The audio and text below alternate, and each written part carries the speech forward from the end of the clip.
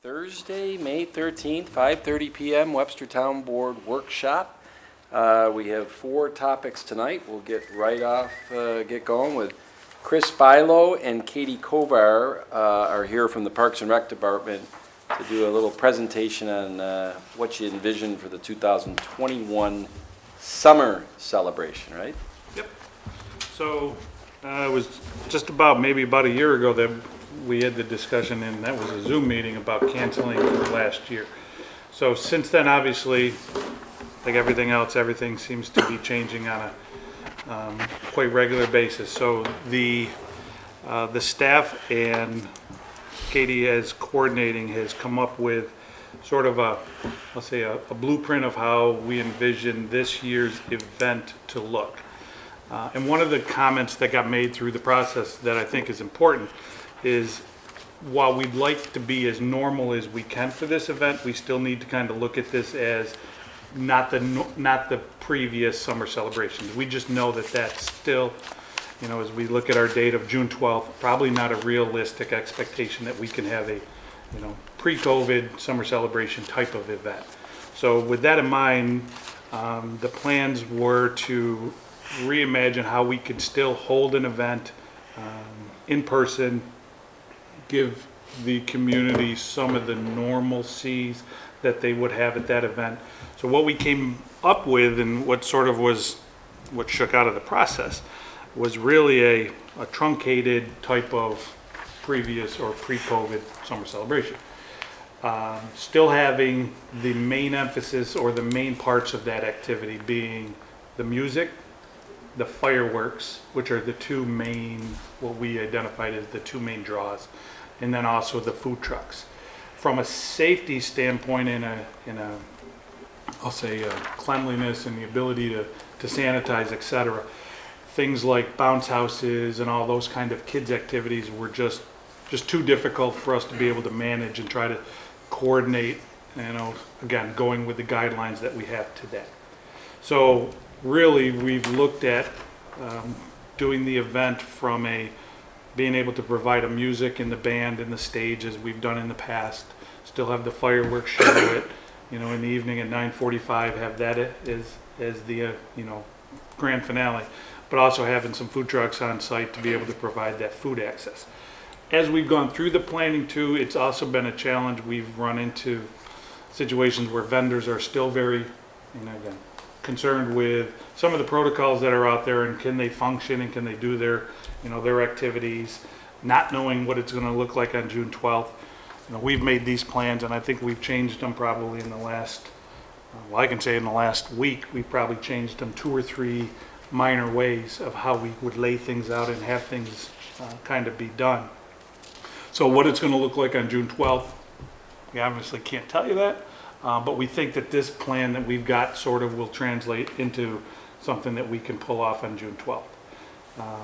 So again, we're really kind of focused on having the music, the fireworks, and the food trucks. Some of the things that I had originally envisioned, we've kind of pulled back. One is the shuttle service that we would have from the Xerox lot. Again, trying to coordinate from a bus standpoint of how we do that. That probably doesn't seem as feasible as we had hoped maybe by June 12th would be. So we're going to go away from the shuttle service, but we still do have access to those lots at Xerox. People would just have to get themselves over.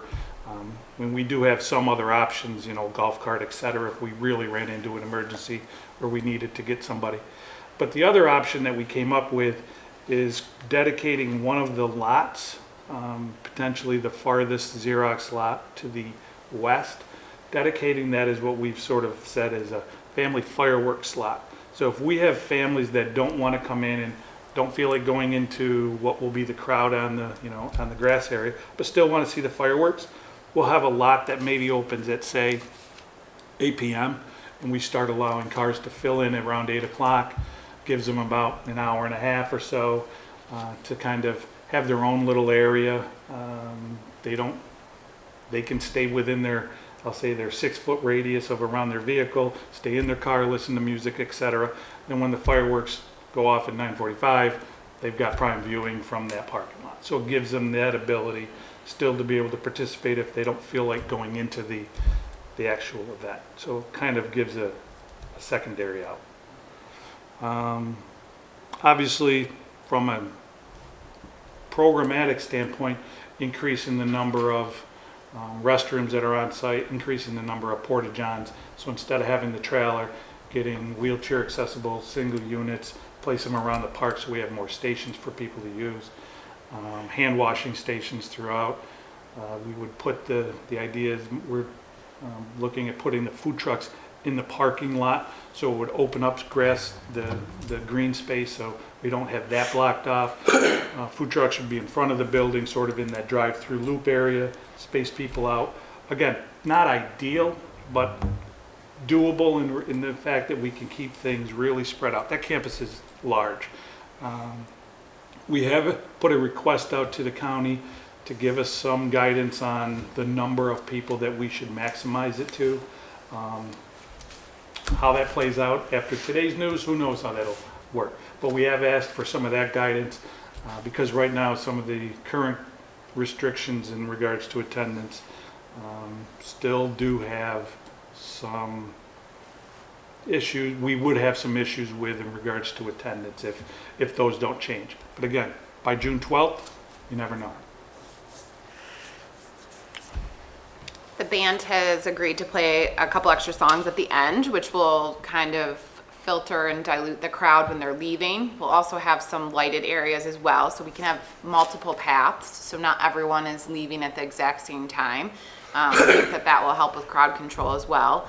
All of our staff is on board to kind of walk around the premises, ask questions, make sure people are following whatever guidelines, whatever they look like on June 12th.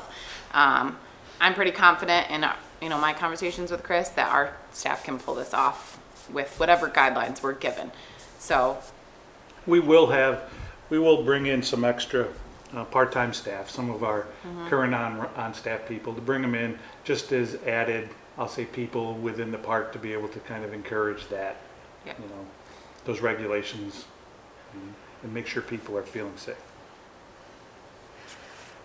I gotta say, Chris, when he and I talked today, you told me about how, I love going to that Fairport Music Festival, and I know it's always in August. Did you guys know that it's in June this year? And it's the week before this. So we were kind of happy about the fact that they're gonna go and do this big music festival on June 5th, and that will give us some compass and guidance about this event, which is a lot smaller than the Fairport Correct. Music Festival. Yep. So I want to thank the Fairport Music Festival for being the guinea pig, so to speak. And we know the attendance at this event can, easily on a normal, if everything was equal, you're looking at a good sized attendance. We know with some of the things we've had to reduce or eliminate, again, especially some of those kids' activities, the shuttle, it's going to automatically reduce some of our population, which is unfortunate, but it's also a reality that we just don't have the ability, and some of the vendors don't have the ability to provide. So those are, again, I'll say some of the byproducts of what we've had to adjust to from last year to this year. But again, at least we're able to have some semblance of, an event. I'm really happy to hear about your plan for the parking lot for fireworks, for viewing. I was hoping to hear you say something similar to that. Because even last year, when we were in the thick of it, I thought it was too bad we can't just do a drive-in fireworks Yep. show. So I think that's a really good option for families.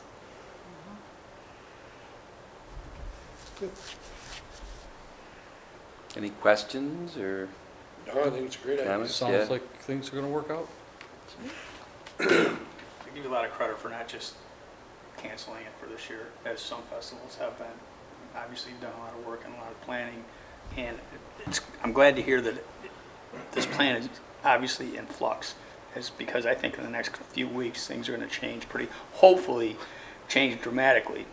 Now, the CDC comes out and, with the no mask policy, or guidelines, recommendations, but that doesn't mean that each individual state Right. is going to adopt those recommendations, and this is New York State.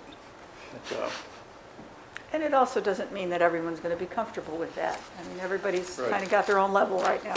Right. And we've had some discussions with some of the other towns. Actually, I had We had a meeting, I had a meeting this morning where there were 4 other municipalities. We were kind of just going over this. What are we going to be looking at for the summer from an event standpoint? And it's funny, we had that meeting at 11 o'clock, and by 3 o'clock this afternoon, some of what we talked about at 11 o'clock wasn't even pertinent anymore now with some of the, Right. potential changes that are coming with what came out today from the CDC. So it is changing, and each one of the towns is doing something, each one is doing something different. But again, I think for us, this is, from a plan standpoint, makes the most sense. And we're ready to adapt one way or another too. I mean, that's the nice thing about what we've been doing is that we've learned to adapt quickly with these events, so it's not too. I gotta put you on the spot, Katie. Oh. It's an easy one though, all right? What's that? How long have you been with the town? 3 years, Okay. between all right. Miracle Field and here. Oh, that's right. Yeah. You were, okay, Yep. all right. And obviously, Chris, you started about 14 months ago. And between the two of you, and the whole park and the rec Oh, yeah. staff and whatever, and I, talking with the other town supervisors and the supervisor association that I'm in with them, you did the drive-through summer celebration last year. You did Pumpkins on Parade. We had the reverse parade or whatever at Xerox campus in December. I think you really have taken lemons from this, COVID situation and created a best of lemonade situation of events and whatever, and very well-attended events. And even when I looked at what you guys really, the devil's in the details, and I felt like had thought of everything. Even down to a couple extra songs at the end so people would disperse maybe differently and all that. It's just, I can't thank you enough. I mean, you guys are figuring it out. We like what we do. So, thanks. All right. Awesome. Great. Thanks, everybody. Thank you for coming Thanks, in. guys. Yeah. And like I said, Chris, you tell me what my job is that day. Oh, you locked yourself in now, Tom. I'll help you with that. Now, the question is, Josh and Mary, do you think you just picked up an extra 3 minutes? Thanks so much. Thanks, Kitty. So our next topic is a discussion, presentation from the Community Development and Engineering Department of vehicle replacement with Mary Harrington, our new town engineer, and Josh Artuso, the Director of Community Development. The stage is Okay. yours. Thank you, Supervisor. So we come to the board today to have a conversation and discussion about planning for replacement of some of our fleet vehicles. As outlined in the memo that was provided to the board members, we've been increasing repair costs with our aging fleet of vehicles. And unlike a lot of other town departments, we haven't historically had a replacement plan or cycle of retiring vehicles and obtaining new ones.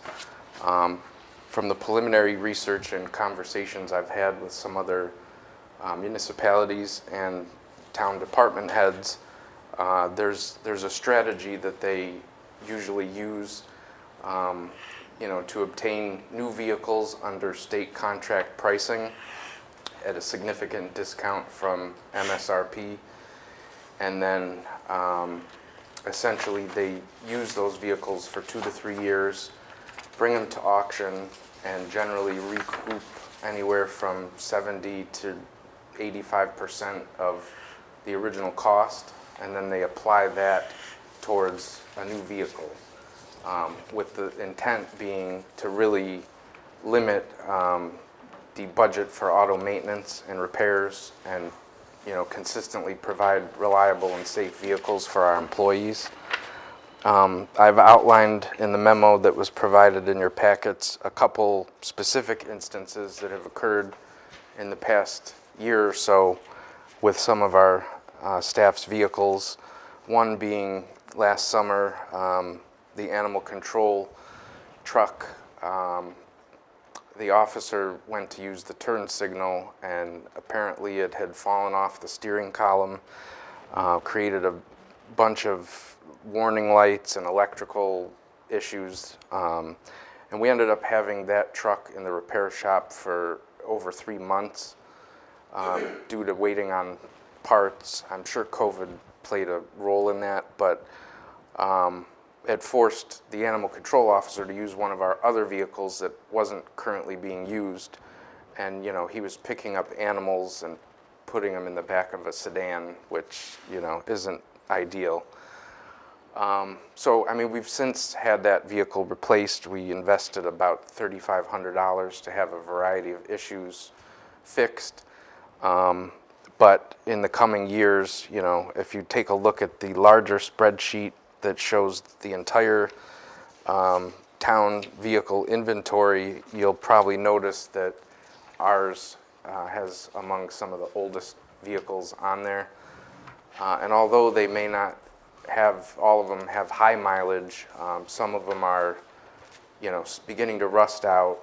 As I mentioned, you know, we're noticing increased repairs and frequency of needed repairs and maintenance. So we kind of wanted to just make the board aware. You know, I was looking in the budget. The previous DPW commissioner had begun a practice of attempting to budget for one vehicle per year to replace. So there was a new vehicle purchased in 2017. There was an additional new vehicle purchased in 2018. In 2019, there was money budgeted for the replacement of another vehicle. However, that never occurred, and my understanding is that that money then was just put back into the general fund. So the current 2021 budget, I don't believe has any money budgeted for vehicle replacement at this time, but it is something that we will likely pursue in this upcoming budget cycle. I've had conversations with the finance director, and he does seem to think that there is potential for some funds that could be used for this purpose. So with that, you know, we're still exploring what's better in terms of outright purchase versus leasing. I guess some of the leasing companies now have programs geared towards fleet vehicles, not your average, you know, low mileage lease, and you're charged for any, you know, minor damage or overage of mileage. There are lease programs designed for fleet, you know, municipalities and companies that have fleet vehicles. So I guess we'd like to explore both options and see which one would be most cost effective for the town. And yeah, and I'll just also add that a lot of these trucks have lived a hard life. They're often on construction sites and traveling, you know, off-road. So a lot of them are getting tired. They're not necessarily equipped with modern safety features such as backup alarms and backup cameras. And again, whenever one of these vehicles goes down, it's a major inconvenience for our operation. So with that, I'd be happy to address any questions or comments you have. Yes, Barry. In this printout right here, this section, Yes. when you get to the end, it says last oil change, and it says year 2017. Last oil change, does that mean only 3 of all of these vehicles have had an oil change? No. Okay, in 2017, what does that mean? Okay, so the column that says 2017, that is the mileage that those vehicles had on them back in 2017. In that year, okay. Not anything associated with the oil change. I had requested, or I had tried to gather information from records in our office to see when the oil changes occurred last, and I was unable to find that information for all of the vehicles. But yes, definitely don't think that they haven't had their oil changed in 4 years. 'Cause that's- I have a question to Yeah. everyone. We have a police department that has several vehicles that are maintained by someone other than us. And I'm embarrassed, I don't know exactly where they do it, it's something I should know. But they get them washed and they get their oil changed and they're maintained at different places. Is there something that we could do to get our town hall vehicles involved in the same situation? Yeah, they buy the, I picked up on this when I was doing the bills. They purchased 100 car wash tickets from Royal Car Wash. And so I haven't had, I talked to the chief about that. Would it be less expensive to pay the $12 a month fee at Royal or buy the tickets? But that's where they're getting, I don't know where they get serviced, but that's where they're getting cleaned. Well, they've had them serviced in a couple of different places, and I'm Right. I'm not certain where they're getting it done right now. Do you know, Patty? I don't. I know that I, like you, I feel like I should. I see it when I do bill pay, Yeah, me too. but it doesn't come to mind right away where it is. think And a lot it's- of them it's- go- And it's changed It's a over the couple, years it's a from couple place to different, place. yeah, it's not always the same one. According to what they charge for an oil change, my suggestion would, Slide do something to their cars? well, Bob was the one that would transport them back and forth. Oh, okay. He was the one that would take them to get serviced. But they had, Henderson did it. I think the Goodrich place did it, the Goodyear place did it for a while.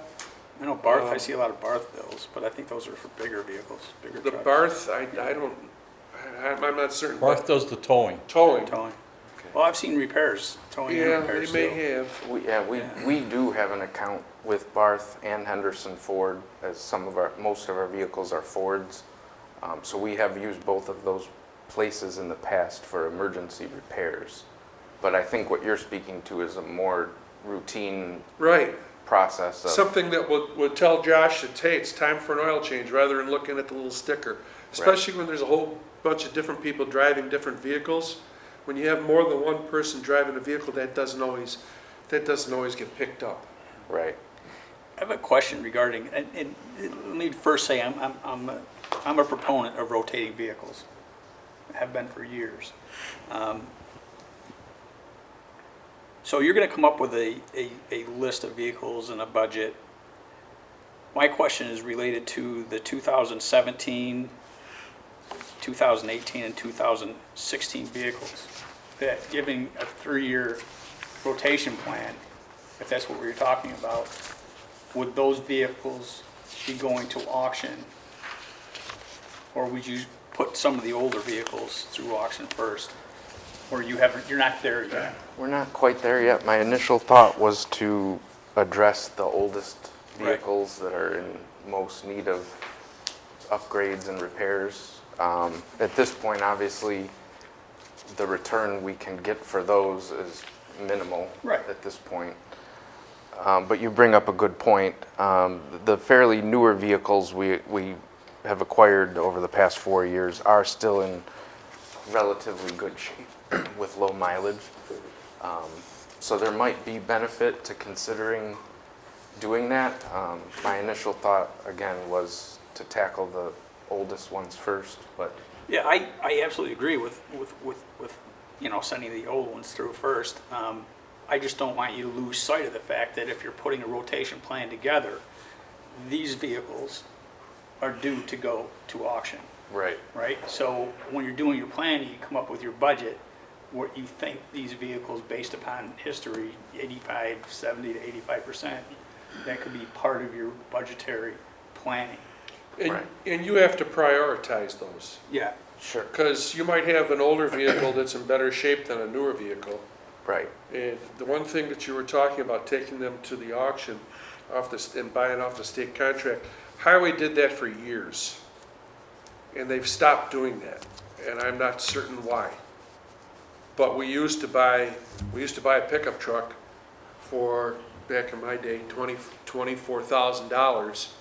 and drive it 2 years and take it to the auction and get $21,000 for it. They haven't done that in a long time, and I'm not certain why. I don't know if it's unavailable to them anymore or what the deal is. But we used to deal with Roy Teetsworth Company, and we would sell our vehicles and whatever we purchased, whatever we were taking to auction. There's a municipal auction in the town of Palmyra. Right. It's probably this weekend. It's usually the weekend of my birthday. And it's usually, so it could be this weekend or next weekend, I'm not certain. But that would be, it was a huge auction. They still have that every year. And we I'm did sure. really, really well there Yeah. with our stuff. Everything we've ever taken there, we've done very well. So this weekend's your birthday? Yes. Well, happy birthday. 39. Quick question, Barry, because it came up in the last week or so. Did the highway department ever service any other department's automobiles? Long ago, Okay, but that's. long ago. Okay, And we have looked into that, and the last time, I was still working, the last time that we went into that, we did an analysis, and it was determined in order to do all the police cars, all the town vehicles, period, outside of highway, not including sewer, because they can do their own, that it was going to require adding an additional person and some type of expansion to the department yeah, that would include a lift and room for storage of filters and Yeah. product. And Paul might even remember this. I mean, it might be that long ago. But at that time, we didn't think that it was worth the investment. Now, when you build a new highway garage, let's not get ahead of ourselves. that might be something you might want to think about. Well, and I know how, look, and I can, Pat Stevens said, and I can't remember the specifics in the last week or two, that somebody came over, said, can I bring my car over, a town car, to be serviced by the highway department? And he asked me, do we do that? And I said, I have no idea, but No, I we don't. thought you should ask Barry or Joe Herbst or whatever, but I think I didn't think we did. And he was even saying with retirements and stuff, they're down some maintenance mechanics, so Yep. it would put even more pressure on the highway department if that was, Their garage maintenance staff is in good order. yeah, Their mechanics, they're in good order there, but outside of that, yes, they have lost. right, They've taken people that worked outdoors, yeah, that were maintenance, that were MEOs and ran Right. equipment and stuff, and 2 of those guys came in and replaced 2 of the mechanics that just retired. right, yeah, yes. And I guess the last thing on this is that, I realize when you look at if I had some foresight, I would have taken this Excel spreadsheet that you guys all got, and I would have pared it down to just pickup trucks and cars. Because I think some of these other department vehicles we're comparing apples to oranges. I mean, they're the big trucks at the highway garage, and the way you're gonna replace those and get them is a totally different kettle of fish than cars and pickup trucks. And I think, in Josh's case, all the vehicles he has they're all situated so they handle certain jobs. The trucks handle truck jobs and the cars handle car jobs, for the most part. Right, but the town hall, if you call it, inventory here, that tab from this Excel spreadsheet, those are all cars and a pickup truck or whatever. Yes, The other departments, you can see if you really delve in, oh, wow, that thing is a 1992. Well, it's potentially, that's fine because it's a big plow truck or whatever. We're comparing apples to oranges Yeah, on something right, like that. right. And I just wondered, and I said to Josh, somewhere through this process, when it comes to cars and pickup trucks, do we take the siloed approach of the departments where they've kind of handled it on their own? Some have gone to the auction, some of them, is there some opportunity for us to handle that in totality as a town? Is there some economies of scale there that we would get on cars and pickup trucks? I understand those big rigs that you guys have, that's a totally different Right, that's thing. way different. That's Way not what he's different. I talking don't even about. want to go down that path, but for your typical, you know, I gotta say, when I looked at this, I was very surprised. I don't know why, maybe Bill can answer this too. Were you under the impression that they were in pretty good shape with their vehicles? Well, Because this certainly isn't in good shape. no, and as, the problem you had is there's no one that really oversaw the fleet rotation of the town hall vehicles. correct. Someone needed to be assigned that task by the supervisor, and then that way it was watched and taken care of. Now, It is what it is. We're moving forward and, we gotta move forward, and you need to make a decision on who's gonna do that task. it is funny because, I mean, and One more I, thing Go before I ahead. go any further. Besides mileage and this and that, these vehicles all sit outside, yeah, okay? Yeah, And not there is definitely an effect of vehicles sitting outdoors through rain and snow and everything. They age faster. They may not have many miles on them, but the cars age a lot faster. but that just answered my next question of like, wow, I was surprised to see the '06 Chevy Impala has only got 56,000 miles, but you're right, it's been sitting outside for 15 years. Or whenever we got it, so, And yeah, it's 2006. I know. It's low mileage. When we, at the highway department, when I heard we- you chuckle, Jeff. When we built cold storage buildings outside of the regular garage, we were able to move equipment that normally had to sit outside Yeah, because we didn't have room for it inside anywhere.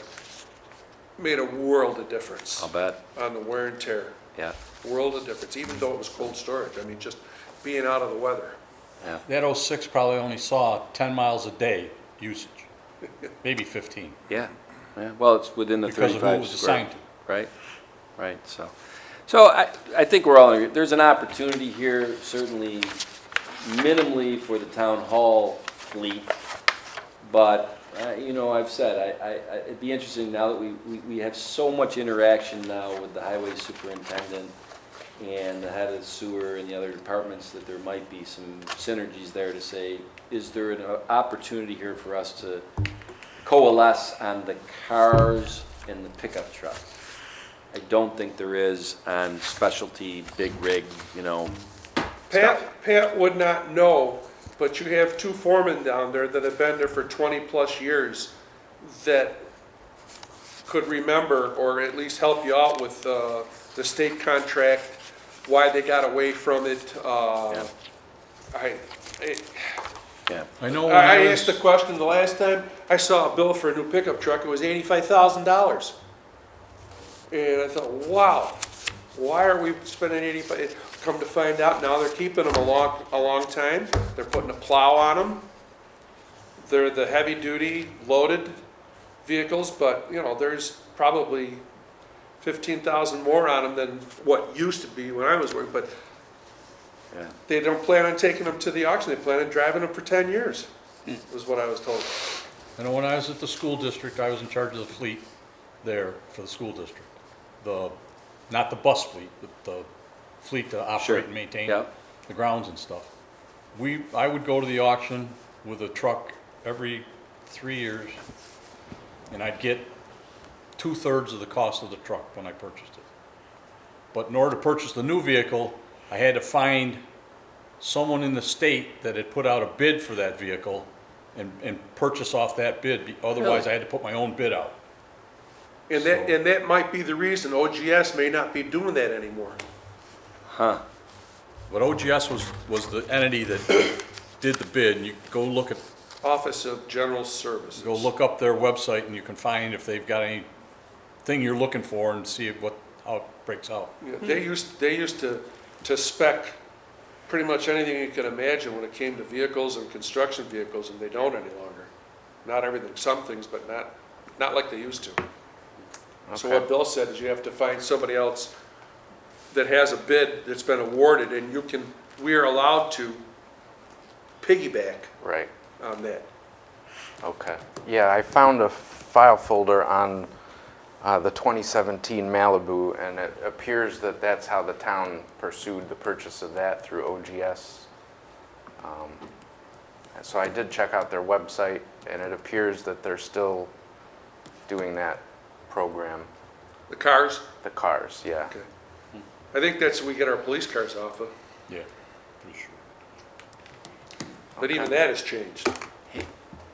Mary and Josh, you picked up 3 extra minutes, you picked up 8 extra minutes. If the board's interested in the conversation, you get to get more than 15 minutes. Hey, we're talking about buying vehicles, we could go on and Yeah, on. you could, I was thinking when Bill was like, the supervisor's got to assign somebody, Bill seems to have a lot of knowledge. No, you don't want me to assign you, do you, Bill? What? I don't care, guy I'm who just handles saying, the fleet. somebody has to take charge of it and keep track of it Yeah. and monitor it, No question about it. at least on a monthly basis. Yep. And I would like to think there might be an opportunity to keep track of all of the town departments' cars and pickup trucks on this. Keeping the department heads who are informed of that, they have to have, but there's got to be some economy to scale of that, or buying power or Of something. all of the departments that the town encompasses, the majority of them take care of their own vehicles. I'm not talking about maintenance, Yeah, purchasing I'm talking about. okay, just Yeah, purchasing, just okay. purchasing. Their department's probably the one that's been neglected the most. Well, that's why they're here. So,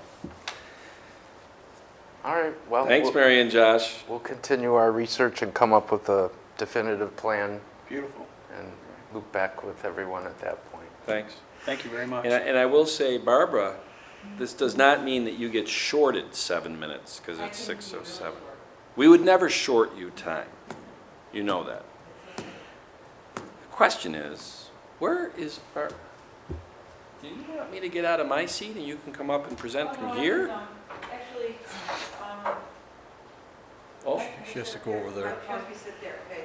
What I'm gonna do is just, you know the document that I've been working on is 124 pages.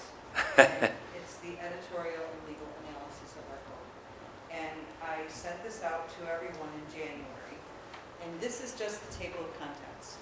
And I think that's all you Thank really you. need to look at. I didn't want to waste a whole ream of and for those watching at home, the young lady who's walking Thank around you. right now is the Honorable Barbara Ottenscott, who was the town clerk tax collector for a lot of years.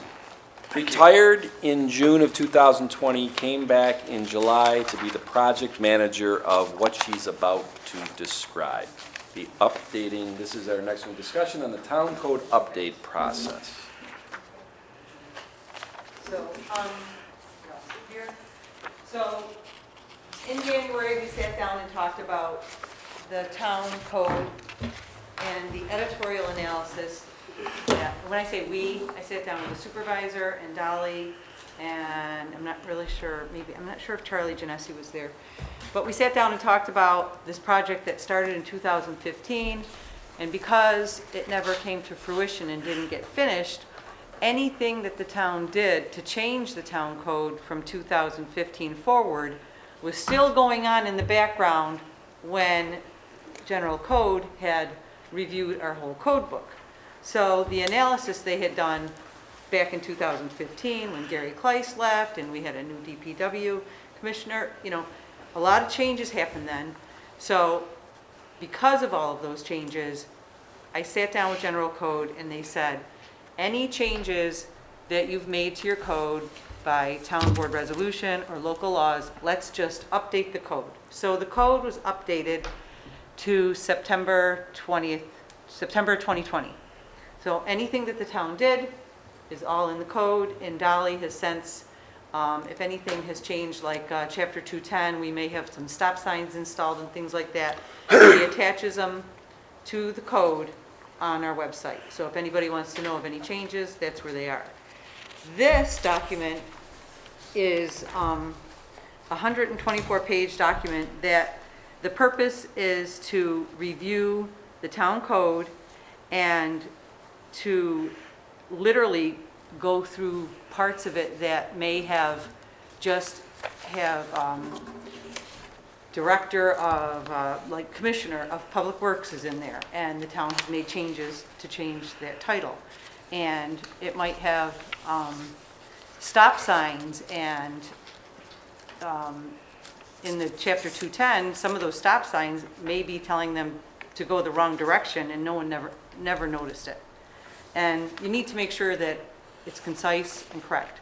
So what General Code did was they went through the whole thing, and they found all these wonderful items and areas that we needed to review, things that may have been out of date.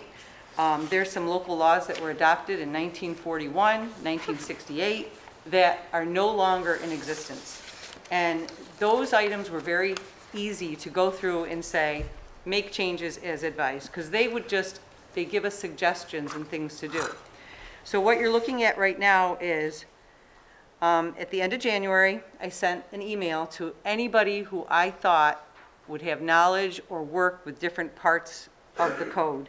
And I asked them to pay attention to just the specific chapters and areas that I know that I thought that they may work with.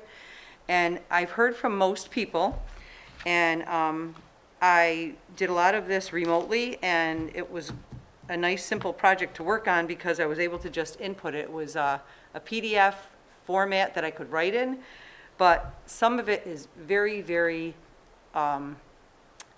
wordy and long, and so those are things that are just going to be attachments. So if you look at this, anything that there's a check mark on of all of these pages, I'm done with those chapters as far as I'm concerned. When this is completely done, the town attorney needs to review everything, and Lucky you, Charlie. it's going to be pretty simple because it's just checkbox, checkbox, checkbox. And I'm probably going to say, hey, Charlie, when do you want to get together? Pretty soon. Because if we start working at it now, the areas that I still have people that need to work on, by the time they're done, we'll be able to wrap it up. And I met today with Pat in the highway department, and again, we had some changes, and so there wasn't anybody to work on this in the highway department. And he knows exactly what he needs to do, and we have a deadline. And tomorrow I'm going to meet with Mary and Josh on some of the areas that I have questions on about that. And then if you look, there's some areas here that I need to sit down with the supervisor, and I need to sit down with Parks and Rec, because he sent me some items, but I just need to have clarification, because once this is sent to General Code, they don't want to question anything. They take everything, they compile it, and they'll put it together, send it back to the town board to review. You'll have a public hearing on all of this and adopt it, and then, bling, it'll all be caught up. Now, that doesn't include all of the items that every single brand new department head keeps saying, I've been looking at this and there's a lot of stuff that needs to be changed. Those are separate items that they're Yes. going to have to take care of with the town board. And I'm glad you said that, Barbara, because I think there's been some, I don't want to say ambiguity, because I know exactly what you're doing and what, this project is. But whenever you say codes and laws and whatever, I think people jump to their interpretation of that. And to me, this project, first and foremost, was, we had, 100 of these books flying around town, right? Mm-hmm. And the way they were issued, this code book, was to people. There's literally 100 of them. But then, General Code, you access codes in the cloud, right? Mm-hmm. E-code. Yeah, and I was watching ZBA and planning board meetings where you had one board member that's looking through the book, and they're like, well, the code on this says the sky is blue. And and the person next to him is on their laptop saying, well, I'm in general code and it says in this code the sky is red.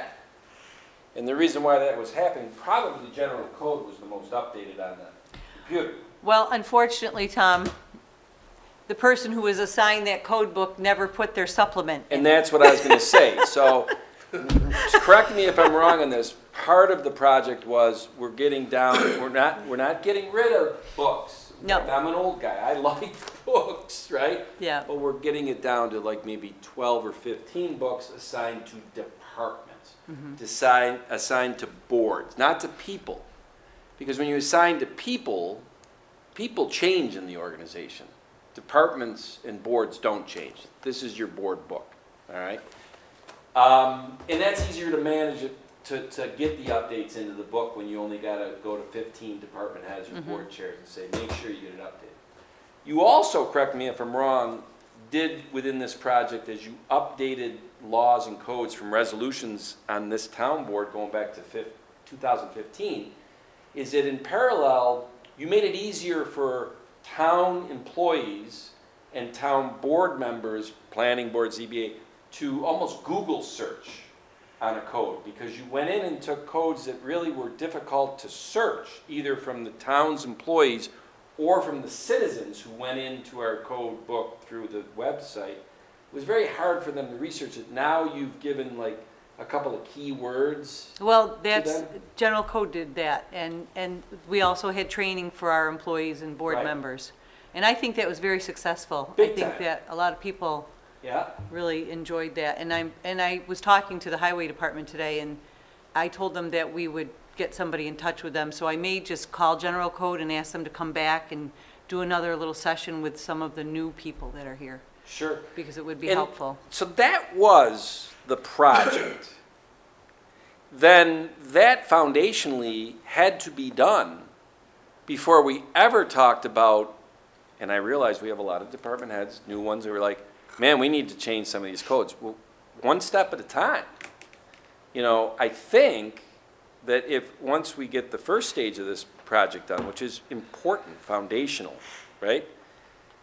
How we then go in, and I don't know the process, and Charlie, I'm sure you'll, you know, how do you go in and expunge or rescind old dead codes that don't make any sense anymore, they're whatever, and/or put in new codes that make sense in 2021? I don't know that process. I'm sure there's public hearings, there's, you know.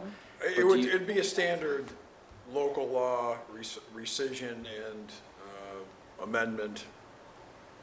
So, yeah, it would be hearings, it would be publication.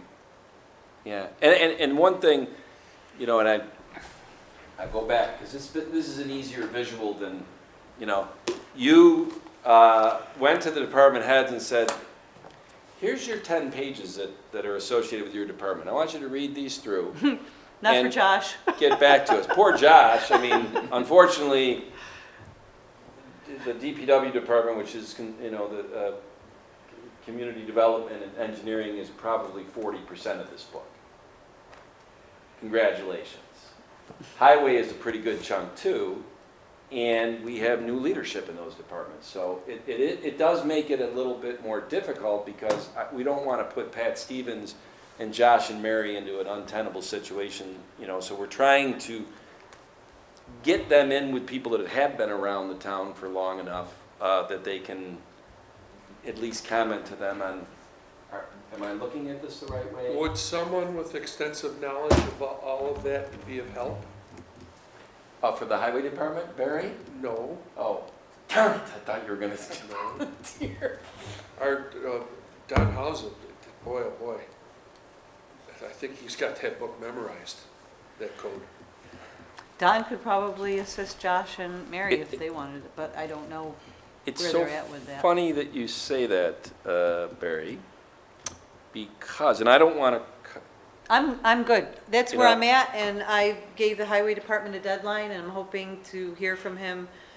You know, the holiday's coming up, so I told him the Friday after Memorial Day, if he could get back to me with what he has, and actually, he doesn't have a lot. Him and I went back and forth through a lot, and a couple of his are areas where the local laws just need to be rewritten. And if they need to be rewritten and you can't do it now, I said, then just say, keep it as is, we go forward, and then he can work on that, and then the board can,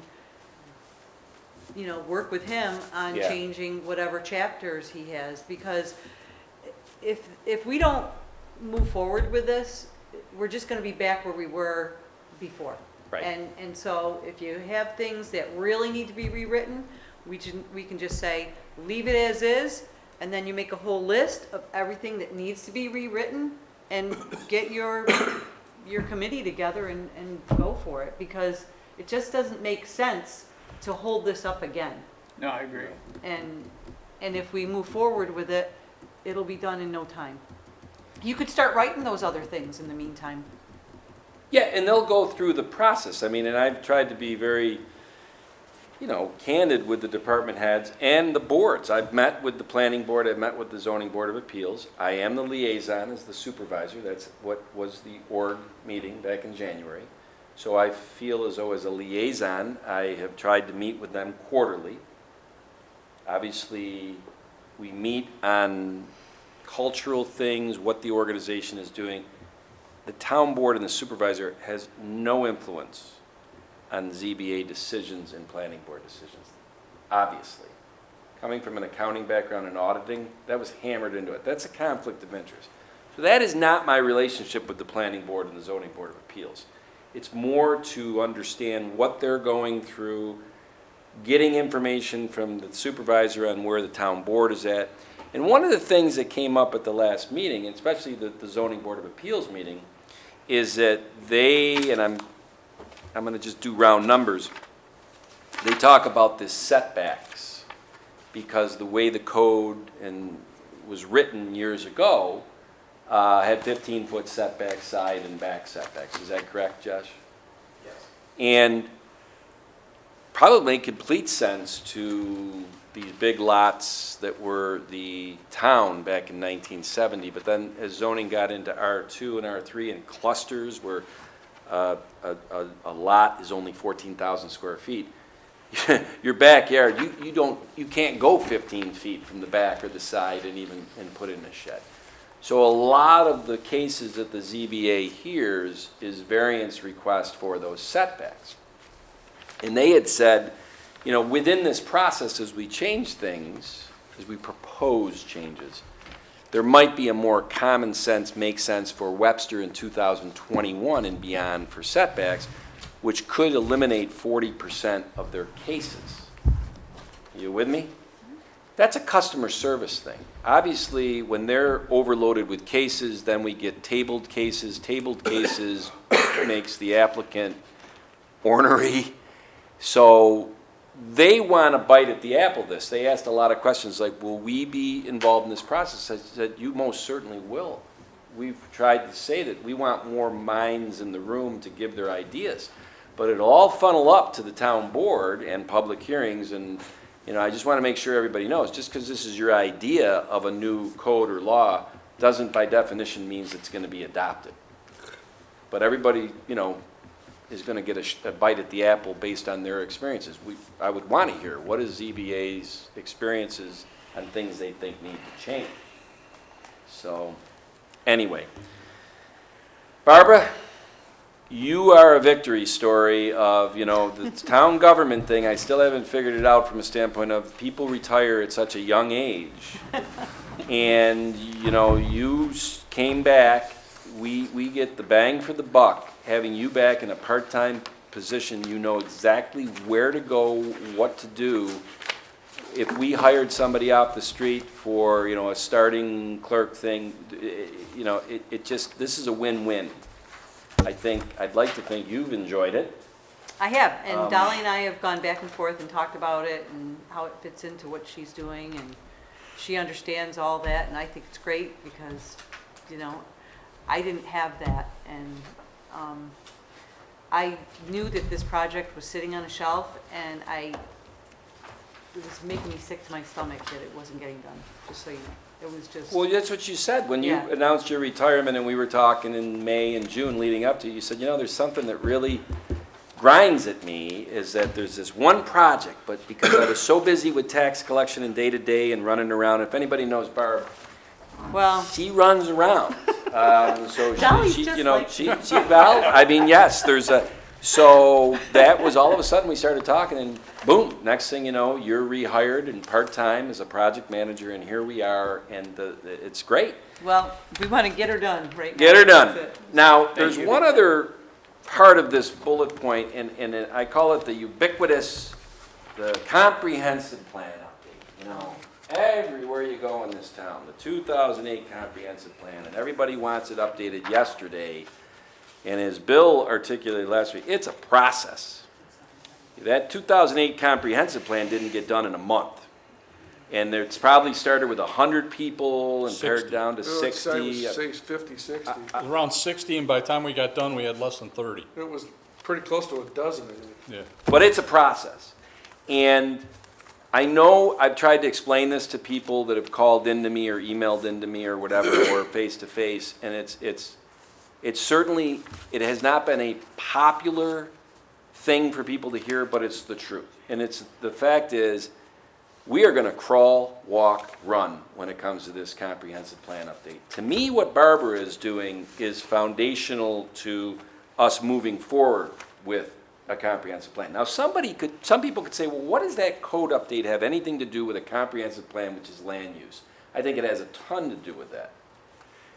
Now, in parallel to what Barbara's been doing, I took the comprehensive plan from 2008, and I took page 94 to 106. And on those pages, a summary of the recommended actions by time frame. This was from 2008. There were 43 initiatives. 43 initiatives that were ongoing initiatives in the plan. There were 6 initiatives that were supposed to be done within 1 year. There were 39 initiatives from that plan that were to be done within 1 to 2 years. There were 24 initiatives that were targeted to be done within 3 to 5 years. And there were 14 initiatives to be done within 10 years, 6 to 10 years. Now, that's 126 total initiatives. So what I did is I took those and I asked some people, and several of them are in this room, I asked 11 people associated with town government or on the various boards, planning, zoning, whatever, hey, you've been around this town for 20 years, so you were here back in 2008 when this was going on, putting together the comprehensive plan. I would like you to do me a favor. Don't overthink this. Take those initiatives, the 126, and just next to each one, put a yes or a no. Don't overthink it. Yes means it got done. No means it didn't. And the reason why I wanted to do that exercise is that now we've taken, and all 11 people, some I had to bribe by taking them out for a cocktail, but that's another story. He's retired, so, from the town. I was gonna say, Joe I Herbst. hope you're not looking at me. No, I'm not. Joe Herbst. He did it, but he, jokingly said, I want you to buy me a beer at a brew pub. I said, all right, I'll do it. Anyway, the reason I wanted to do that is that I'm a big history buff. If history's going to repeat itself, and we need to learn from history. So if there's initiatives on here, or genres of initiatives that were on the plan but didn't get done, and 11 of the people in town all consensusly said, no, it didn't get done, well, we want to gather those up and say, well, what are the genres? Why didn't they get done? And is there a lesson we can learn from that as we venture into 2021, 22, and 23 on the updated comprehensive plan? Because I don't want to be part of a process that is putting a plan out there that, based on the rules of engagement on the day we adopt it, doesn't have any chance to get done. That you'd need eminent domain, or you'd need state laws to change.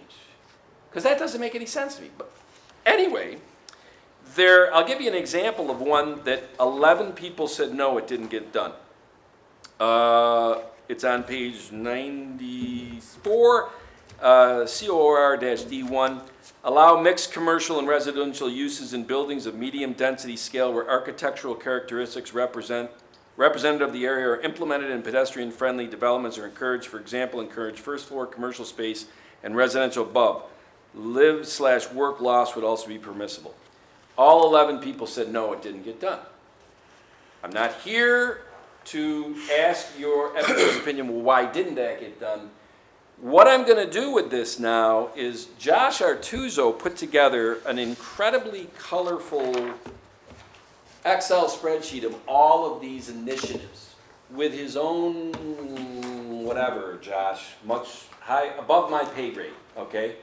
But we're going to add those columns of the 11 people and put the Y's and the N's in and try to tabulate up and figure out, is there 15 of the 126 that were all no's? They didn't get done. And why? Some of it might just be simple. Well, it was contingent upon future budgets and the money wasn't there, so it didn't get done. Well, I guess that's, that can happen. But like I said, the reason why I think people don't like my answer is because, well, we need to update this. We need to get the zoning changed. We need to, okay, I agree with you, but there's a way to do things. There's a right way to do things. And to me, and this is just my opinion, this is the right way to do things so that we end up with a comprehensive plan that is going to work. Especially since, Bill, you've told me, eventually, as we move forward on this, we'll probably have to get 60 to 100 people together. Unless, and I don't know this, I haven't asked like the other supervisor or whatever, has updating a comprehensive plan changed in the last 13 years, the way that municipalities do it? Is it different from 06, 07 where you put 100 people in the room? I don't know. I haven't gotten to that point yet. I'm still at first base, per se. That would be more of a second base. From what I've heard, you potentially might have to have a firm that we have to expend taxpayer money on. Mm-hmm. There's a process to this. Yeah. So, I know there's nobody in the room, but if anybody's watching this at home, we are involved in the process. It just might not be to the point and sexy, whatever you want to call it, to the point that people want it. But I am pretty emboldened in the fact this is the right way to do it. And I don't know. I'll keep everybody apprised, especially the board, as we move into phase 2 of this, which is discerning, well, how do we update it? What are the rules of engagement in 2021-22? Are they different from 2006 and 7? I don't know. Bill, the thought of 100 people in a room, man, that doesn't excite me. I love collaboration. Didn't excite I really me do. either. I think people have seen that. But there's a difference between committees and collaboration and just a ton of people where you get nothing done. 100 seems crazy to me. Well, with the engineer that they had, they broke it down into groups. Okay. Of those people, they just chose which group they wanted to be involved in. And then those groups all met separately to cover their certain area. That feels better and more palatable than 100 people, because that's a circus. That's not a meeting. It started as a circus. Well, yeah, that was the opening meeting. Yeah, but didn't it also work out that it sort of shrunk very quickly into Yeah. Very a quickly. core, like a lot of organizations, it shrunk down to the people that were really interested and really willing to put in the time. A lot of people my recollection. Yep. A lot of people started out, but then ended up with about 30 people, Yeah. really. We saved 30. And then, Yeah. I know think of we it as, took it- once it got all done and presented to the board, the people that put the time in were there, and all they heard was negativity from the people that didn't bother to even want to be involved. And that's just not, Yeah. No good deed goes unpunished, right, Bill? Well, and I think your point is well taken, that something might need eminent domain, there's not the money for it. The comprehensive plan, when presented to the board, is an outline and a suggestion right. of things that could be adopted. And I don't think they ever all get acted on in a comprehensive plan to No. any community. For instance, But- the one that you brought up about the mixed-use area, people living above businesses, everything, that was the suggestion that could be something that could be developed in Webster, and the West Webster Hamlet was the one as I recall, was where they described that might happen there. Barry, it could be as simple on that one as that, hey, we don't go out and reel in developers, come in and do that. They would have to come in and present something, and maybe over the last 13 years, nobody's presented. That could be the simple answer why that was not done. I'm going at this with no prejudice, whatever. I think there's a lot of misunderstanding by the community of the comprehensive plan. I think there's no question. We saw it here last week at the public hearing, that the comprehensive plan is a Bible and should never be changed, and everything, you know, for years until it's, heck, at the ZBA, Josh, was it Derek Anderson who said that he's been involved in some comprehensive plans in other towns, and they have, some other towns don't adopt it, but say this is our guidepost, but we're not, and I know it's semantics or technicality, but they're not adopting it to try to avoid what we have seen where people will come up and, you know, to us and say, the comprehensive plan, as one of their reasons for why they're against fill in the blank. And I don't want to put words into Derek Anderson's mouth, but he essentially was kind of telling us that that's how some municipalities now, having it be a living, breathing document, which, Bill, as you articulated last week, it is a living, breathing document.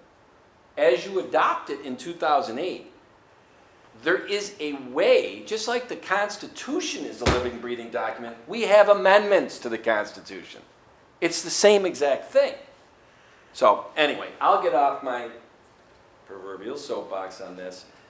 Bill, your water is probably gone. Yeah, that's okay. I thank you, Patty, you Barbara, wanted for to all finish? you've done.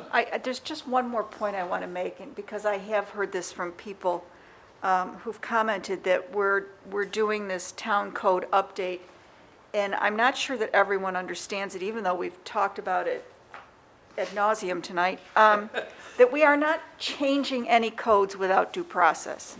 We're simply going through and making sure that everything is, you would say, ticks and ties with actions that have been done. We're not changing anything. We can't do that without a public hearing on these things. We're just making sure that we have a code book that is in order with the actions that have been taken in the past. Yes. Thank you, Patty. Patty always brings me back to center, you know, after I go off on my whatever. Barbara, Yes? anything else? No. Once we have everything put together, it'll go to general code, and then they'll send it back to you, and then the town board will present a resolution, and you'll set a public hearing date, and you'll have your document handy dandy for people to look at, and it's gonna have lots of fun things, like, do we call the building inspector the building inspector, or do we call him something else? You know, it's stuff like that. So, It's a very good question. And then we need to start talking about what you're gonna be project manager on next. oh, I don't know. Yeah, okay. All right, since we're well past, Disappear. I don't want to short Josh on this one, but Okay. the 6:15 time slot that's now 6:38, my fault. Yep. Oh, Mary, you don't want to stick around for this one, huh? Yeah, that's fine. Shoot away, Josh. This is really a follow-up from something that we discussed last fall regarding public notifications for applications that require a public hearing for the various boards, planning board, zoning board, town board. And the current process is that we require applicants to send out letters to neighbors. It varies depending on the board and depending on the application. Some cases it's everyone within 100 feet, other cases it's anyone 300. within 300 feet. So basically, in my 16 months here, I've noticed several issues with the letters. Sometimes things get rescheduled and the applicants have already sent out their letters. Neighbors are showing up prior to COVID, obviously, expecting things to be on agendas, and the schedule changed. It often requires applicants to mail out a second round of letters, sometimes even confusing the general public even more so. So what we had come to the board with back in the fall was this proposal to move towards a posted sign program, which a lot of other municipalities do Yes. instead of the letters. So at that time, we had a generic version of the sign of what it might look like, and essentially got quotes. The proposal is to purchase 25 of these signs. They're much like real estate signs. We're not talking about the bandit signs with the little metal stakes that are easily pulled out of the ground. These are more substantial signs, like I said, very similar to a for sale real estate sign. And we would hire a third-party company to place the signs. They would be provided with a list of addresses for each board meeting. The cost of the sign placement and retrieval of the sign is $20. At the beginning of the year, we adjusted our application fees in our fee schedule to cover that additional cost. So that cost will be borne by the applicant.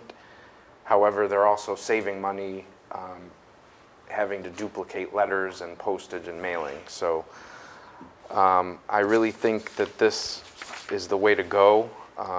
Basically, the sign will consist of stating the town of Webster, this property is under review. And then for more information, they'll be directed to our website and a phone number at Town Hall to call if they want to learn more about what's going on at that particular property. So I've worked extensively with Karen. We have a framework in place. We'd also have a web address on the sign, so anybody can, snap a photo or jot down the web address. They'd go home, go to the computer. It pulls up a page of all the projects under review. They'd be listed by address and by which board they're going before, and the viewer would then be able to click on a link to bring up the plan sets, all the drawings, the application materials, to get a better understanding of what's going on.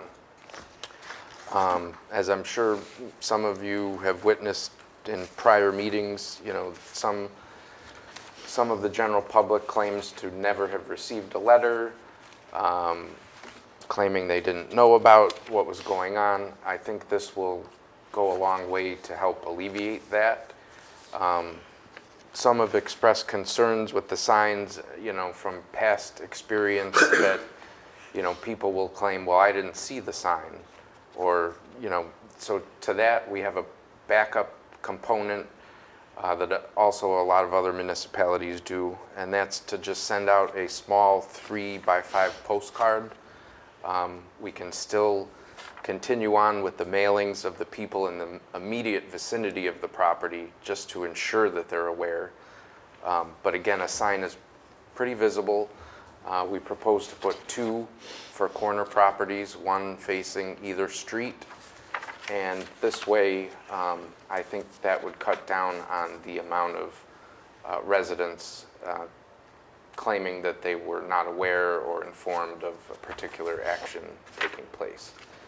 So we've developed a tentative timeline to implement this.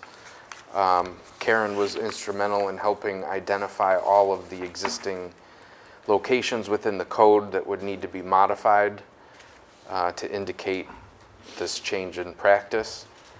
And we've finalized the design of the signs. We've gone out and obtained quotes and have gotten a pretty competitive price on the signs from one of the companies that bid it out. So I think all of the details of the timeline are in the packet that was provided to you. Obviously, this is one of the first steps, just a discussion to recap what we had previously discussed and answer any other questions or concerns you might have. at this point, and then we would begin implementing it alongside with the letters, on it for a trial period, with eventually moving strictly to the signs. Let's see. The only thing I didn't see in here was the cost of the signs. Yes, so originally, we received 3 quotes back in the fall. They ranged anywhere from $700 to $1,500 to purchase. These are 25 metal signs that are UV protected. They will last a long time in any weather condition. They're not the typical cardboard or plastic corrugated signs you often see on the side of the road, like election signs. These are heavy duty, meant to be used for a long period of time.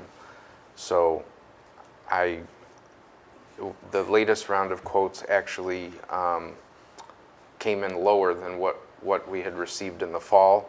So I believe the cost of them is around $600. And in my opinion, it's money well spent. How many are you anticipating we would need to purchase? 25. 25. 25, sorry. I see that, order 25 for a trial run. I was already on to my next question. Has the design, you said it's been finalized? Well, it's slightly changed in terms of color and order of information. Basically, just switching the order to make the website more prominent, because that's really what we're trying to drive people to go first and foremost. And then for those that aren't internet savvy, the phone number is also on there so they can actually speak with one of our staff. So I don't know if this is even possible, and I don't know what it's called, but it's that little square that's got all the The dots. QR codes? QR codes. Is it possible to put something like that on the sign as well, that people would just link to that way? Some municipalities have done that. We did explore that option. I'm a little hesitant because I'm not all that familiar with exactly how it works. Nor am I thought initially that'd be a great idea, but then the majority, I guess those would only be useful for people walking, because you have to actually scan it with your cell phone. No, I realize that, but I would think that there would be people who, seeing the sign, would then stop and get out of their car. That's true. What are you laughing at? I'm just thinking people driving down the road, slamming on the brakes and getting out, Well, it might happen. The other thing I just wanted getting to point hit out, across the road. this doesn't in any way remove the responsibility of the town to notice this properly in the local paper and all of that. That still is going to happen, That's correct. just so people are clear on that. Absolutely. Yeah, that's a New York State law Right. that we would continue Yep. to abide by. So does anyone have any other questions or comments or concerns? No, this is what the town did years ago. I mean, when I was on the zoning board, that was what they did. They were cardboard. Matter of fact, I still think I have mine in my garage, but, and they were just put on wooden posts, or sometimes they were tacked to trees. Right. I think this is a better idea, having a professional staff put them in the ground and more permanent signage. It's a good idea. Right. It makes it more difficult if there's any, neighborly feuds going on. Some people have said, oh, some people will just pick up the sign and rip it out, and then we'll be, accused of not advertising. But that's the thought behind the actual more substantial sign, and the fact that it won't take any town resources to worry about collecting signs. We'll have someone already take care of all of that for us. We need 25 of them to start, just because they're generic signs. They're not specific to any one board, so we can, we have to have enough for all of the applications before each board. And they would lend themselves to something like the Salt Road rezoning. We did have some draft signs that were more of the bandit signs with the metal stakes. And we used those as a trial run, and 2 out of the 3 have since disappeared, so. Oh, by the way, one reappeared. Oh, did it? Yeah, drove by the other day. Interesting. But yeah, that was the thought behind the, having the third party take care of it. And like I said, we've already increased our application fee to cover the cost of that. I know that a lot of well, I shouldn't say a lot. There's a couple local municipalities that use the signs, and I think it's a fantastic idea. One of the things, my question is the colors, because the ones that are used, our neighboring municipalities are like a bright orange with white lettering. It sticks right out when you're driving by. Is there any thought to changing the color scheme of this so it pops out more? The blue is the same branding color as our town logo. That's why we chose it for blue. Okay. Sorry, to answer your question, it's the same blue that's on the logo. That's All what right. we did. And the only other, So there, yeah. So the only other question is, it's $600 a pop, that's $15,000. No. No? 600 for all of them? Correct. Oh, okay. I misunderstood you. I thought it was $600 a pop, and I'm like, No, that's no. a lot of Oh, money for yeah. a sign. Should be made out of gold would at be, that wouldn't price. Gold plated. Yeah. Yeah, that's a great idea. I would imagine that on the, well, maybe not so much on the 20th, because we're just setting a public hearing, but on June 3rd, there, you know, once you've had a chance as a board to kind of look through this, and you might have some more questions, and, you know, that will lead up to the actual resolution if it gets done or Well, not. the intent then is to have a resolution, set a public hearing at our next Yeah, regular did you meeting get next this week. in your? Yeah, I've got it in Yeah, front of me. it's, No, I've got it. Yeah. A question and I'm sorry Barb left, because one of the issues that came up years ago after the comprehensive plans is we would put a number of, sometimes related, sometimes not, laws put together as one local law, and after a while, General Code didn't like that, and they said, no, you have to have them related, or you have to have just one law at a time. I'm going to assume that since these are related, we can try and do this all at once, correct? That was probably the intent. That is the intent. So what we would do is I'll craft an appropriate title, and we'll try to do this all at once as one local law. Is that okay, Dolly? Well, I did speak to Barbara about this earlier today, and she Okay. was saying that they should be separate based on the chapter. If they're all, the changes within the same chapter, but her recommendation would be to do separate. All right, so since some are in 95, some are I think there's 3 in various chapters. 152, so in other words, we would do it per chapter. And that would be, each would be a separate local law. Yes, But we could have, there's no problem with having a public hearing on all of them, since it's all the same topic? I asked her that question, she said you would open and close each session. for the Okay, board. there we go. It's going to be a long night. Learn something new every day. I can't believe you still are learning something new every Yeah. year. I know I am. I mean, you know, but, so, very quick funny story in this, when I was talking to the ZBA in April. Did you say very quick? I did. And Dave Malta was like, you know, wait, I want you to go with those signs instead of us sending the letters. And I said, we're moving on that, Dave. In fact, Josh, remember that? And so, somebody says, you know, years ago we used to do the signs. Why the heck did we change from the signs to the letters? And Karen comes out of the booth and goes, because people got really upset because they said that they never got the letter, or they never saw the sign.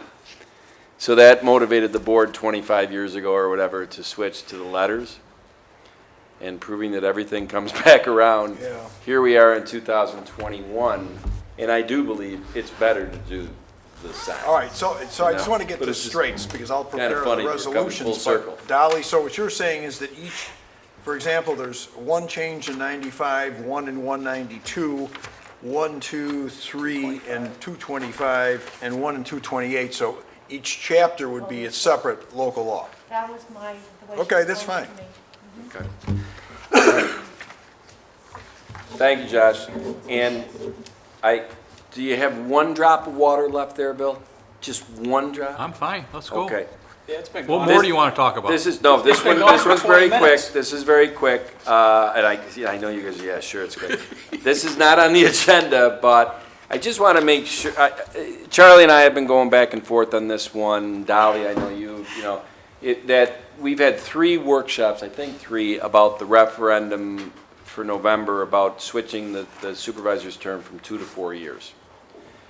The more I've looked at this and feedback I've gotten and whatever, and, you know, I've tried to make it clear to people that we wanted to go the route where it doesn't start until January of '24. Right. So this is not about me running in November to try to get a 4-year term. But it's getting convoluted, and I just don't want it to be a distraction. So we would have to do this by next week, May 20th, to meet the timeframes. And I'm kind of thinking at this time, for the greater good of just moving forward with, I'm punting on this. Unless the board is like, no, we should put this on there. Unless you're really passionate about putting it on there. I just think it's a distraction at this point from everything that I've gotten feedback on. I agree. I agree. Well, that's 3, so. By the way, It makes no difference to me whether you put it on now or wait and do it 2 years from now. Bill, you know what's funny? Is that when I will really be passionate about this is when I am not running again. Because I think it is overall a good thing based on having been in this position. But to take away the self-serving aspect that will be spun on this, I think it would be better when it won't affect me, if that makes any sense. But the other thing is, I did talk to some supervisors and whatever that over the last 20 years, there's been some towns where there was an upset win. And the person who won the supervisor position was a colossal train wreck. And they were able to get rid of that person after 2 years. And that really, when I saw those examples, I'm like, well, there's the downside of a 4-year term for a supervisor. Because, you know, one thing is having a 4-year board member who, whatever, I mean, I don't know how you could be a train wreck as a board member. I guess there's ways. But you could be a train wreck as a supervisor, easily. From what I've seen, for God's sakes, I might be a train wreck as a supervisor. You got time. But, thank you. But getting all of this. You know what? I love it. There's the guy who's not running again. But you know what? And I always say this, the process played out. We talked about it, this and that. I got feedback. I got, you know, and the more I looked at it, I was like, you know something?